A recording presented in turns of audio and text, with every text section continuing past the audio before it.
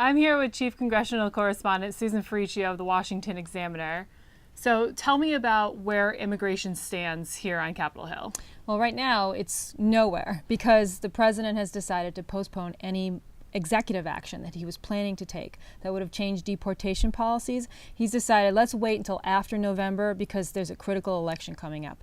Now, earlier in the year, Democrats had threatened that if the Republicans didn't agree to go along with them on a big comprehensive measure that addressed both border security and people who are living here illegally, that if they didn't agree to that, the president would move by Labor Day on some kind of deportation policy that may allow more people to stay here who are illegal and get work permits. But the president, as we know, a few days ago made the announcement he's going to wait. And I think that's of great relief to Democrats, but Republicans too, because they are divided on the issue. So if they had to take it up or deal with it in any way, you would have seen some infighting there. I think the earliest we'll see action, the earliest, is 2015. When they do action on immigration in 2015, what are you seeing from them? What are you expecting then? Yeah, that's the question everybody's asking, because when they come back, it's possible the Republicans will have control of the Senate and the House. That changes the dynamic, or what we call the leverage. President Obama, he will have to deal with a Republican-led Congress.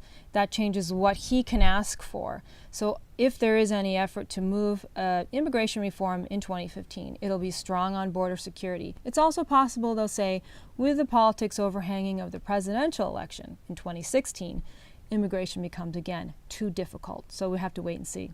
Before the summer recess, House Republicans did pass an immigration bill just before they left for the recess. Where does that stand? That legislation is still hanging out there. What will happen to it? Nothing. I think the Senate Democrats won't touch it. They're all going to be in only for a few more days before leaving to campaign, and the last thing they want to do is take up a piece of legislation like that. It's very unpopular with Democrats because all they want is the money. They don't want any restrictions on what the president can do. Obviously, he's in their own party. So the president's decision to delay action until after the election, how does that affect the election if it does?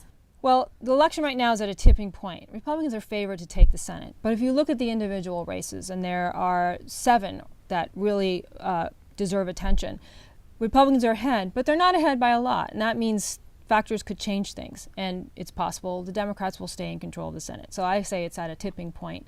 When the president made the decision he did, that works in favor of the Democrats. Because the states we're talking about are places where there are not a lot of Hispanic voters, but there are voters there who might be angry at a move by the president that they think could hurt job prospects. More workers from other countries means fewer jobs for Americans living here. If he had passed this deportation executive action and tens of thousands of more people were allowed to have work permits, it's very possible it would have just completely spelled the end for any Democratic hopes for keeping the Senate. But now they're still in play. Now it's still a competition.